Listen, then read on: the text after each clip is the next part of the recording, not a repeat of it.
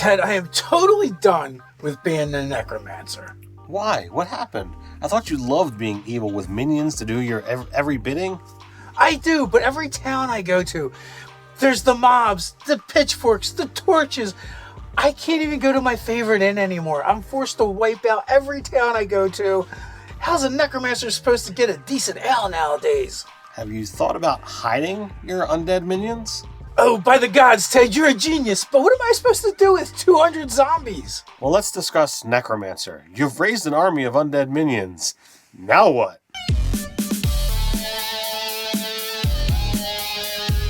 Hello and welcome to Nerdarchy. For nerds, by nerds, I'm Nerdarchy Dave, and as usual, I'm hanging out with this nerd. Nerdarchy Ted. Hey, don't get boned out watching the next Nerdarchy video. Make sure you hit that subscribe button so you can get all the necro goodness coming your way. Don't forget to reassert control over that notification bell. Before we jump into the video, let's discuss our sponsor. You don't get boned on those dice rolls. You're going to want to go with some of the best dice in the market. Easy Roller Dice, whether it's your first set of dice or your 1 millionth set of dice. Easy Roller Dice for all your dice rolling needs.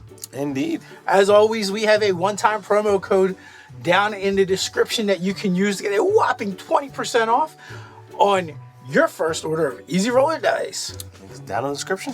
Okay, so we had a video request, and they wanted to know what to do about necromancy and bookkeeping, and this one comes in from Patrick. So, as we kind of joked about in that intro, necromancers, when they get really powerful, they can have hordes and hordes of undead. Like, it is really the only reason to become a necromancer anyway, all those undead sweet minions. Truth be told.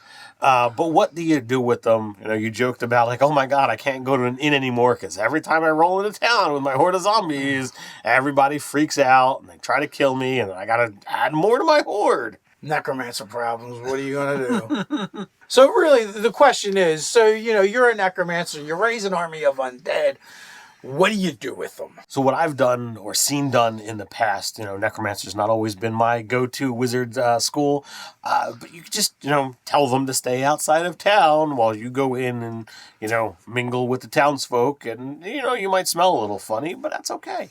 And at the earlier levels, it is a lot easier, when you first become a necromancer. You don't quite have so many undead following you around that you can't, think of ways to disguise them. As a matter of fact, I ran a one-shot for ThinkGeek. It was a Halloween-based game, and Nate the Nerdarch played a necromancer, and part of his backstory is one of the first people that he animated was his nanny, his childhood nanny. And they were given very few magic items, but he did take a single magic item and use that on his nanny in order to disguise the nanny as not a skeleton, but as something else. We're going to get into that further. But the question is, when you folks are playing necromancers in your games, or you've played with someone who's a necromancer, or you're the DM and you're hiding these evil undead all over the place and you want your necromancer to be able to kind of mingle, interact with town, what do? Let us know in the comments some of the clever stories that you've come up with. So I guess now we can look at what are the pros and cons of, having and dealing with a large undead army. Whoa, you've got a large undead army is definitely a pro. I mean, you've got all these undead minions to follow you around. You don't have to get your hands dirty anymore. You don't even got to dig up graves anymore. They can dig them up for you. You don't have to get into the melee and deal with your enemies. You just send your zombies and your skeletons and even more powerful undead as you go up in levels. And so in some cases, you don't even have to physically be there. You can just send them to go take care of what you need doing. Cons, I gotta say, clerics. You've got an army of undead and they can just kind of pull up a holy symbol and poof, all that hard work, all of that, effort and time that you've gathered in gathering these undead could just poof, gone with a cloud of smoke. In the earlier editions, you had the ability to bolster your undead if you were a cleric. This way to keep the other clerics from just dusting your weaker undead. One of the biggest struggles you're going to have with a large army is logistics, right? Well, by making them all undead, that actually eliminates a lot of them. You don't have to worry about supply lines the same way you would with a living army because you're undead. They don't need to drink, they don't need to eat, they don't need to sleep. And that's the other thing. Like your guards are always on guard. You don't have to worry about, them protecting the others, setting a watch. Everyone is just basically always on watch. But, the other side is you are coupled with some other logistical problems, and that is your reassertion of control. Every spell that you cast to either create or assert control has a duration. It has a time limit that all right, by the time this is up, I have to go back onto it. So really, to be a proper and true necromancer, you got to be like an expert timekeeper. You got to be like, all right, I know. All right, it's 5:30. I got to go take control of that wight who's got all of this stuff here, and then I've got to go gain control of this group over here. And that's why necromancers are kind of like preachers. Like every morning they have to, or every evening, depending on their preference, they have to get up on the hill or the mound, and they have to give their sermon to the masses. Reassert control. So that definitely creates issues and problems if you're not a punctual kind of person. And not only that, though, the other logistical nightmare for traveling with an army of undead, you are going to be upsetting folks right off the bat. With a standard army, you can march them through town, and the town will be at unease a little bit just because of so many armed soldiers. But, it's going to be downright a horror show if you show up with 200 zombies, 200 skeletons. That's a huge problem. Well, I mean, it's kind of a taboo. People, don't really like undead. It's unnatural, and to the standard person living in a D&D campaign setting, it's like, oh well, what are they doing? You could just be like, well, I'm passing through, but they think, oh well, you're here to kill everybody, and I'm gonna run for my life because I could be next. It is a little disconcerting to see Aunt Sally walk by, who's been dead for 30 years. That's problematic, and not only that too. In 5th edition Dungeons and Dragons, you are creating evil creatures. If you have an army of 200 zombies, you have an army of 200 evil zombies. Whether you're a lawful good necromancer or not, those zombies are still evil. They're going to have an evil vibe. That's a little problematic. So yeah, there's definitely a taboo issue, with having so many undead. We discussed, what kind of issues that are out there. So if you're playing a necromancer, or if necromancers have done this in your games, why don't you share what workarounds you've come up with? How do you overlook, or how do you get around these complications? Down in the comments below. Now, let's get to the idea of actually hiding our undead army.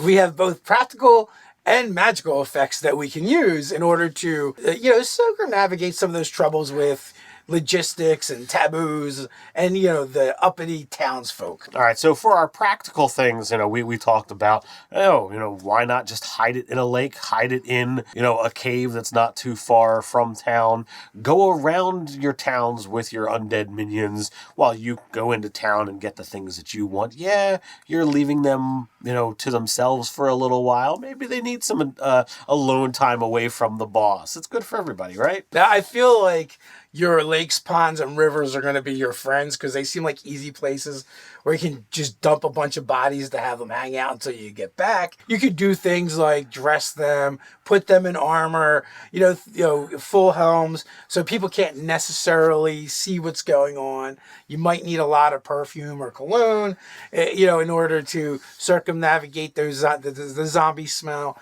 Skeletons, not as much as a problem. Maybe you need to use a disguise kit. Maybe you need to hire a bunch of people that know how to use disguise kits in order to dress up some of your undead. And you could probably even take a small entourage with you. They're just kind of creepy. They don't say anything and they just tend to loom.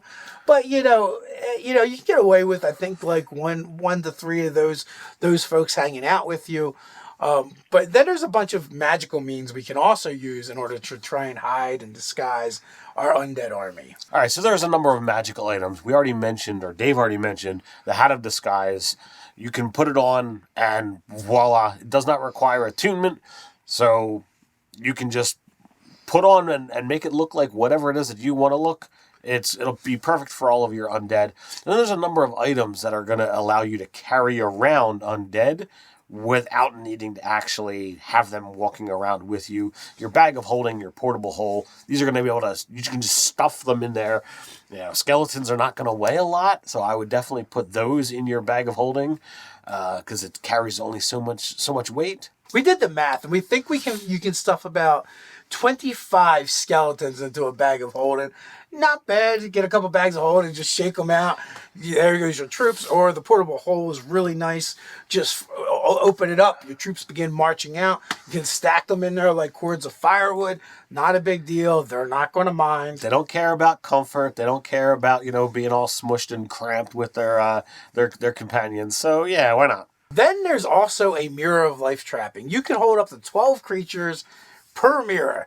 So I guess if you have some human minions and you have them plop all these mirrors out and then open them up and you get a dozen undead at a time. Now, granted, these aren't necessarily inexpensive ways to travel with your undead, and they're going to require some powerful magics to do so.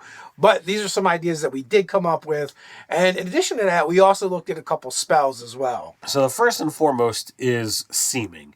This is going to allow you to just cast the magic over top of them so that they appear to be something else. This is going to be useful, and it's going to be able to allow you to march through town without, too much of a problem. Just make sure you get out of town before the spell's over. Seeming is actually one of the best options that we found. You can cover a large area, you get quite a few of your undead minions. It's not a super high level spell. So of all of them, this one is probably the easiest. Next up, we have Gate. Now, Gate is a super high level spell, and it also requires you have it in an extraplanar space set up somewhere else where you can open up to and march your undead out as you need them. This one is going to be quite difficult to set up. But this could very well be a quest in and of itself and have a little bit of fun with, hey, I need to go conquer a place and make it be my own somewhere else in the dimensions that are out there, and then you can go ahead and put them in, and when you need them, you can gate and call them back to you. Finally, Mordenkainen's Magnificent Mansion is another option. If you want to send your undead minions off to have a spa day and live in a lap of luxury while you go into town, this is perfect. You can fit quite a few undead in there, possibly your whole entire army. So this is a great way to hide some undead. So, yeah, Mordenkainen's Magnificent Mansion, it's not movable, but if you want to go into town and you don't want anyone to bother your minions, it's a great way to cast your mansion, push them inside, and you go do elsewhere. They'll be safe because only people you allow in can go in. So, super great, super helpful. There is one other magic item that we forgot to mention, and surprisingly, because it's one of Ted's favorites, and that's Daern's Instant Fortress. That would be another one you could plop down outside of town, put all of your undead minions in it. It doesn't exactly lend itself to not being noticed, though. Yes, this is going to be quite a visible tower. It's a great item. You can't really collapse it with the creatures in there. So again, it's not a mobile thing for transport, but for safekeeping, for storage, it definitely works. So the question is, how have you hidden your undead? Let us know in the comments below. In case you haven't gotten your necro fill for the day, why don't you check out this video right here? Have you ever wanted to be part of an undead horde? Well, here's your chance, minus the undead part. Mindlessly follow us over on Patreon. You'll get new monthly 5e content, and hey, sometimes even undead will be involved. You'll get access to our Patreon exclusive hangouts, automatically entered into our monthly giveaways, and more. So until next time, stay nerdy.